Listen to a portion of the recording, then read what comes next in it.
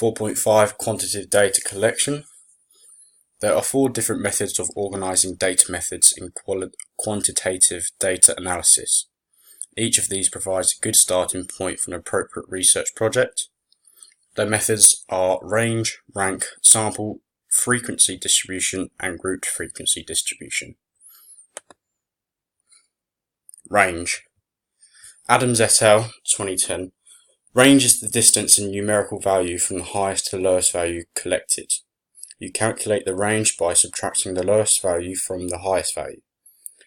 You would use the range to find the smallest interval which contains all the data and provides an indication of statistical dispersion. If you had a set of 16, 15, 20, 22, 40, 56, 47, 29, 41, 39, 49, 51, 43, 50, for the standing vertical jump test, you would have to do 56 minus 15, which would give you a range of 41. However, if there was an anomaly, you would still include it, but the data would become misleading when comparing it to other sets of data. Rank order distribution. Adams et al. 2010. Rank order distribution means placing your data into an ordered list from lowest to highest in a single column, ensuring that you include all scores. You would use rank order distribution so it makes finding specific values much quicker and easier.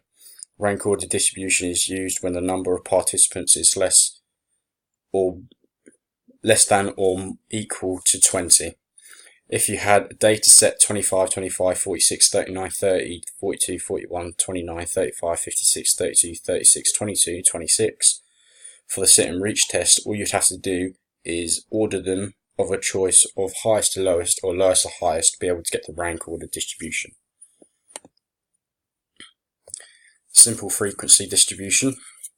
I found a definition on Tutorial Points in 2019 that stated frequency distribution is a table that displays the frequency of various outcomes in a sample.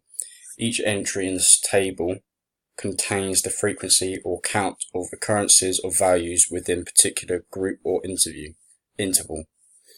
And in this way, the table summarizes the distribution of values in the sample. You would use simple frequency distribution to help identify obvious trends within a data set, and it can be used to compare data between data sets of the same type. I use the data set 5, 5, 5, 4, 4, 10, 15, 10, 16, 19, 4, 5, 6, 8 from the bicep skinfold caliper test.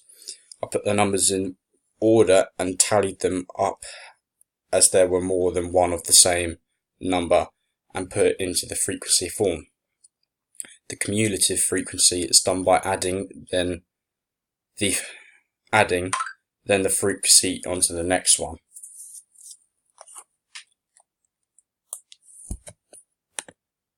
Grouped frequency distribution.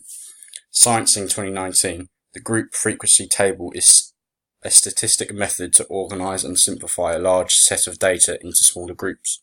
When the data consists of hundreds of values, it is preferable to group them in smaller chunks to make it more understandable. The group frequency distribution is essentially a table with 2 columns. I use the group frequency distribution table to be able to see how often each value occurred. I used the data set 6, 7, 3, 7, 7, 11, 9, 5, 12, 8, 6, 9, 12, 13 from the tricep skinfold caliper test. I then made groups of 1 to 3, 4 to 6, 7 to 9, 10 to 12, and 13 to 15, which then enabled me to be able to do the other column, which allowed me to get the frequency.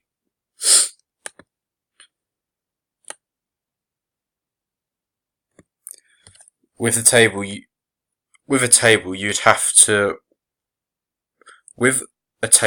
will have one where it has a large spread of everything, all the data that has been collected, and then it is summarized into another table where it contains the means, standard deviation, median, mode, max, min, and range.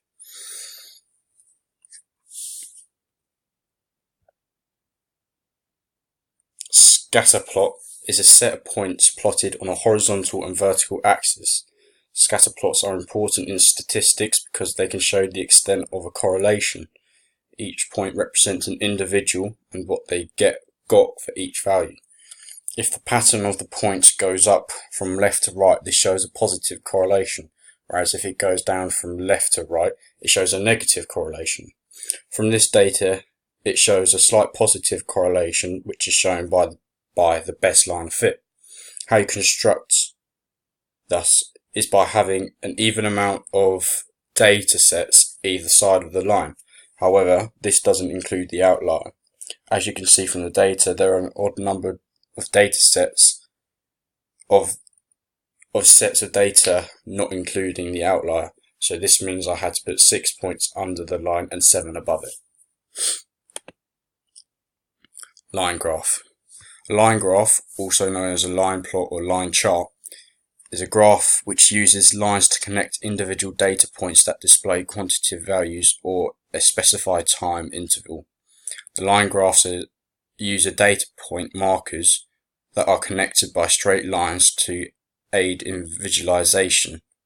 Where the line bends or changes direction, that point represents a person and what they got for each value. With standard deviation bars, the longer it shows. With standard deviation bars, if they are longer, it shows that the data is varied quite around the mean, whereas if it's shorter, it shows that there isn't too much of a variation around the mean. When standard deviation bars overlap quite a bit, it's a clue that the difference is not statistically significant. When standard deviation bars lap even less, it's a clue that the difference is probably not statistically significant. And when standard deviation bars do not overlap, it's a clue that the difference may be significant, but you cannot be too sure. To check all these, you must perform a statistical test to draw a conclusion. Error bars can communicate the following about your data. Not that last bit, sorry. Bar chart.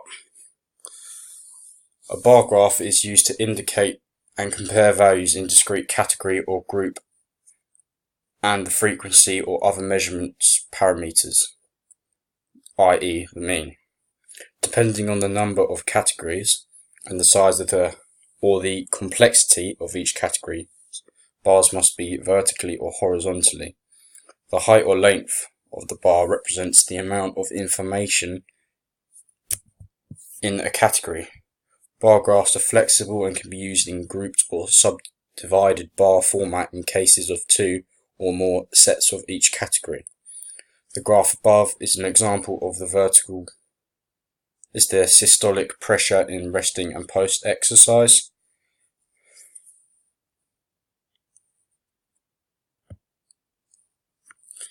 Box and whisker graph. With a box and whisker graph, the lowest part of the box of the whisker presents the lowest value on the graph. The start of the box is the first quartile, the line in the box is the median, and the end of the box is the third quartile. The gap between the first and third quartile is called the upper quartile range. And finally, the very top is the maximum value. This means that at the end of each whisker represents the range for the whole of the data. A histogram is a diagram consisting of rectangles whose area is proportional to the frequency of a variable and whose width is equal to the class interval. Histograms can be seen to represent either a negative or a positive skew, or normally a distribution curve. From my data, you can see that the histogram represents a shape of a positive skew. This is because at the higher levels of the data are towards the left side of the graph. Normal distribution. Bell shape. With the normal distribution curve, the first standard deviation, most of the data falls within this, which tends to be 68% of the values between -1 and +1 standard deviation, which is either side of the mean value. The second standard deviation is the majority between where 95% of the values are between -2 and +2 standard deviation, which is also either side of the mean value. And then 99% of the data falls in the third standard deviation, which tends to be the extreme high or low values, as they are the furthest from the mean. Outliers. If you were to look at a static sprint test, you can see that the data ranges from 1.9 to 7.26. However, 7.26 is much further away from the data below it, which is 2.72. So there is a range of 4.54, which might not seem big, but is in context to how big the sets of data are. This makes 7.26 an outlier due to it being much bigger than the rest of the results. Therefore, you would use the outlier in the data but would not compare it to other data, as it could become misleading. Asymmetrical. With asymmetrical normal distribution curves, you can get negative skews and positive skews. Negative skews have tails that point towards the lower end, 0, of the scale of data, whereas positive skews have tails that point towards the higher end of the scale. However, if you had either of these skews, it means that the data is equal. Didn't have either of these skews, sorry. It means the data is equally distributed. The mean. The mean is where you add up all the values you have, and then you are using the mean is where you add up all the values you have that you are using for the test, then divide that number by the number of values that are there. For the sit and reach example, I added up all the values, which gave me 490. I then divided it by 14, as there were 14 values, which gave me the number 35. The medium of the middle value. It is easier to find the medium when there are an odd number of values, as it is visually in front of you. However, when there are an even amount of values, you have to find the middle value by subtracting the higher middle value from the lower middle value. I had to put the values in order from smallest to largest and find the middle value, but as there were an even amount of values, I had to find the central value of the two middle values, which was 40.5. The mode is the most frequent value. To simply work this out, all you have to see is which value occurs the most. If there are two modes, you simply have to state that there are two, and you would call this a bimodal. With my data set, the mode was 25, as it appears twice.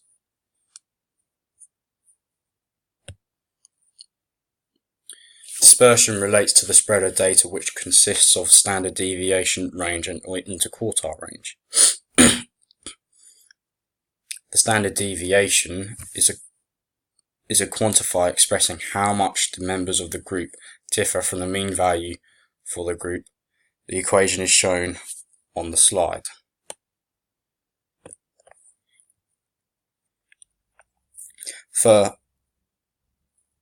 First of the simple easy steps of how to work it out is that you calculate the mean.